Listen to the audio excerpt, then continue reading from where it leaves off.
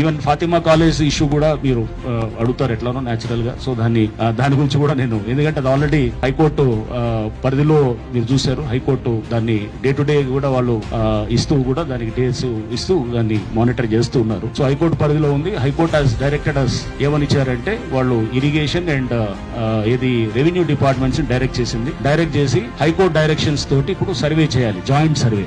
ఆ joint survey చేసిన తర్వాత ఆ జాయింట్ సర్వే రిపోర్ట్ ని వాళ్ళు ఎఫ్టిఎల్ డిమార్కేట్ చేయాలి. దాంట్లో జాయింట్ సర్వేలో ఎఫ్టిఎల్ డిమార్కేట్ చేస్తూ అట్లానే జిహెచ్ఎంసీ ఇచ్చిన డైరెక్షన్ ఏంటంటే అనాథరైజ్డ్ కన్స్ట్రక్షన్స్ ఏమన్నా వచ్చి ఉంటే గనక అనాథరైజ్డ్ స్ట్రక్చర్స్ దాంట్లో పర్మిటెడ్ ఎన్ని ఉన్నాయి, అనాథరైజ్డ్ అంటే పర్మిటెడ్ లేని ఉన్నాయి, అన్ని కూడా మొత్తం ఇస్తూ ఆ డీటెయిల్స్ కోర్టుకు సబ్మిట్ చేయాలి. ఏదైతే గనక ఈ జాయింట్ సర్వే రిపోర్ట్ మీద ఎఫ్టిఎల్ ని డిమార్కేట్ చేసి వాళ్ళు అది ఇస్తే గనక హెచ్ఎండిఏకి ఇస్తారు. హెచ్ఎండిఏ నుంచి మాకు ఫార్వర్డ్ అయ్యి యాజ్ ఇట్ ఈస్ ఏదైతే గనక మాకు ఇరిగేషన్ రెవెన్యూ వాళ్ళు ఇచ్చిన రిపోర్ట్ ఉందో అది మేము లేక్ ప్రొటెక్షన్ కమిటీగా మేము పబ్లిష్ చేస్తాం, నోటిఫికేషన్ గా చేస్తాం అన్నమాట. వాళ్ళు వచ్చిన దాన్ని హైకోర్టు డైరెక్షన్ లో జరిగినటువంటి ఆ సర్వే రిపోర్ట్ ని యాజ్ ఇట్ ఈస్ గా మేము పబ్లిష్ చేస్తాం. అండ్ ఆ తర్వాత అది కోర్టు పరిధిలో ఉన్న అంశం కాబట్టి కోర్టు డైరెక్షన్ బట్టి తదుపరి మా యాక్షన్ కూడా అంత as per the directions of the high court, honourable high court దీంతో జరుగుతుంది.